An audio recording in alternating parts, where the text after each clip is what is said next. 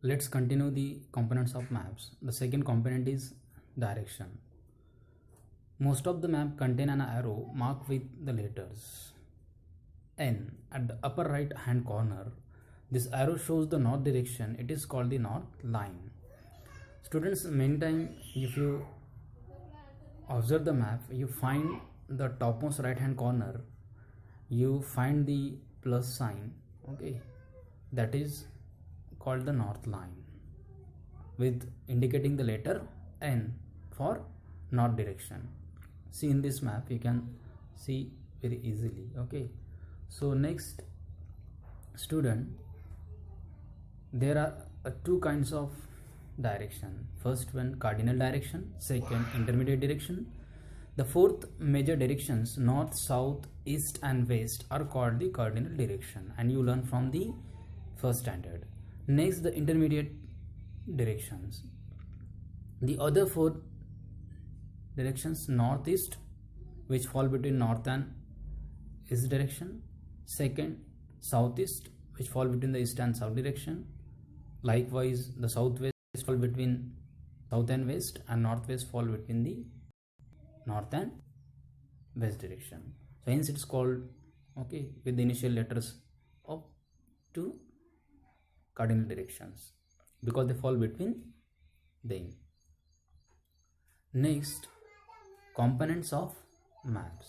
Okay, so in the components of maps, the third component is symbol. It is not impossible to draw on the map the actual shapes, okay, and size of a different features, okay, like a post office, like a railway line, and temples, okay, rivers, etc.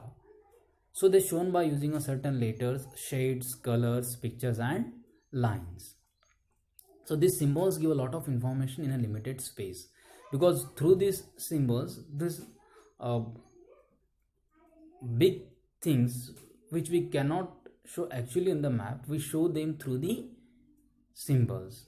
Okay, so see, in this map you can find the different kind of symbols. Okay, railway line we showing with the different three different symbols. Okay, the first one, that is the broad gauge. Okay, and the another one is the meter gauge. Okay, and the last one, railway station. Okay, so meter broad gauge, it is almost 1.6 meter, okay, distance between two tracks, that it hence it's called the broad gauge. And meter gauge, it is almost 1 meter gap between the two tracks, so hence it's called the meter gauge. So students, if you travel from Khandwa to Omkareshwar, which is a meter gauge line, okay, hence these small trains were run on that track. Then broad gauge line, okay, when you travel from Burhanpur to Indore, Bhopal, okay, these are the broad gauge lines.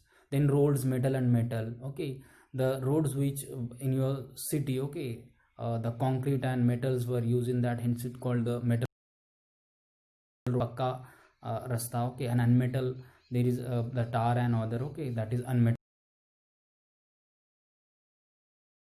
two straight lines. Okay, and unmetal roads are showing with the two breakable lines. The boundaries, okay, shown with these, okay, the thick lines, thin lines, okay, between them gaps, okay, international, state and district.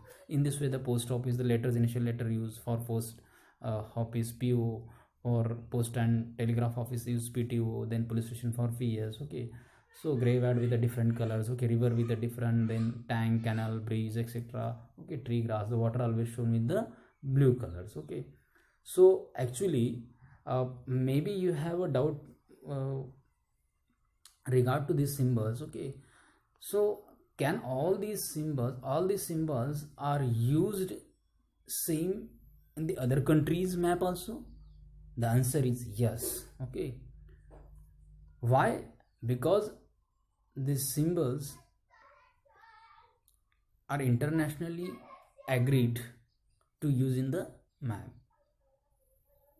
It is called the conventional symbols. Okay, we learn the next topic. Symbols help in reading map. Symbols give a lot of information in limited space. Okay, for what purpose we how these symbols help to us, okay, for reading the map?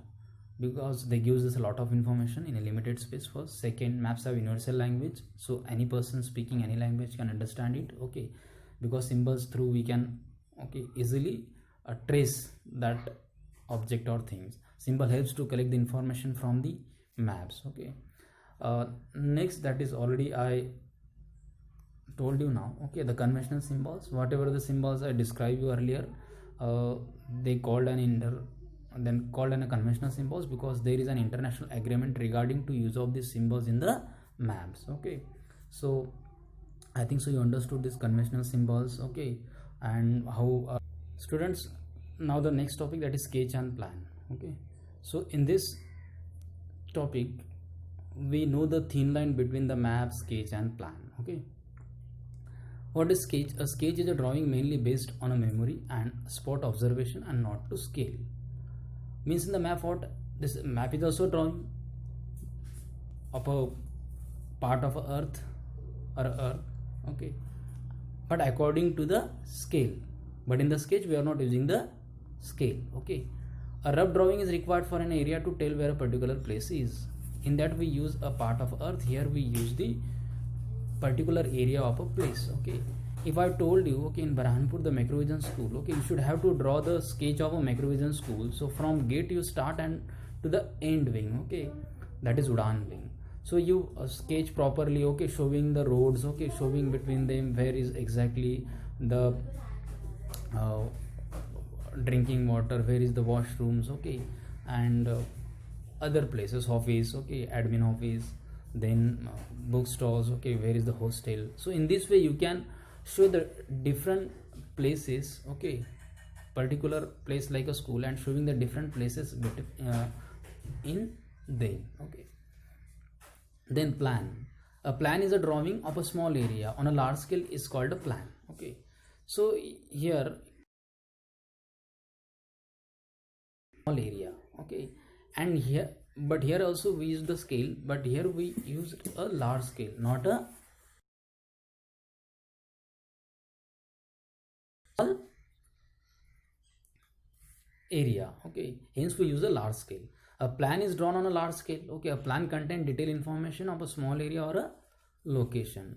Here detailing is there, exact everything we can show here. Okay, in the plan. Okay, so area with the length and width of that area. Okay, how much meter. Okay, 1 by 2 meter or 2 by 3 meter. Okay, the road is how, then 15 feet or 16 feet. Okay, according to that. Means here we use the scale in detail. Okay, means in the plan the breadth and width also contain. Okay, next. Okay, so here are the some points which we remember. Okay, a map is a representation or drawing of the earth surface or a part of it. Okay, drawn on a flat surface according to a scale. A globe can be useful when we want to study the earth as a whole. Physical map shows natural features of the earth. Political map shows different boundaries of a different countries and states. Thematic maps focuses on specific information. Three components of maps: distance, direction and symbols. The scale is the ratio between the actual distance on the ground and the distance shown on the map. We can find out the direction of a place with the help of a magnetic compass. I think so you understood the chapter very well. If you have any doubt, you can message me, call me. Okay, thank you.